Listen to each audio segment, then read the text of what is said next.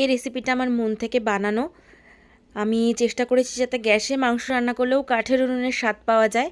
সেক্ষেত্রে পেঁয়াজ, আদা, রসুন আর শুকনো লঙ্কা আমি পুড়িয়ে নিয়েছি, নিয়ে জলে ঠান্ডা করতে দিয়েছি। আলুগুলোতে নুন, হলুদ আর তেল মাখিয়ে রেখেছিলাম। আর এবারে আমি মাংসটা ম্যারিনেট করলাম আর মশলাগুলোকে ঠান্ডা করে পেস্ট করে নিয়েছি। মাংসটা ম্যারিনেট করেছি হলুদ, নুন আর তেল দিয়ে করে, কড়াইটা গরম করে তাতে শুকনো লঙ্কা ফোড়ন দিয়ে আমি আলুটাকে কিন্তু 90% কুক করে নেব, মানে ভেজে নেব। মশলাটাকে দিয়ে দিলাম তেলের মধ্যে। এবার ওটা ভালো করে কষা হয়ে গেলে নুন হলুদ দিলাম, মাংসগুলো দিয়ে ভালো করে কষে নেব।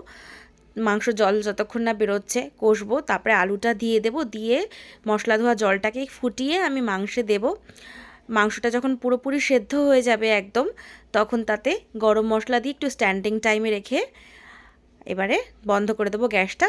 গরম গরম ভাতের সাথে সার্ভ করব। রুটি, পরোটা সব কিছুর সাথে কিন্তু দারুণ লাগবে খেতে। আমি নিজে খেয়েছি, দারুণ লেগেছে।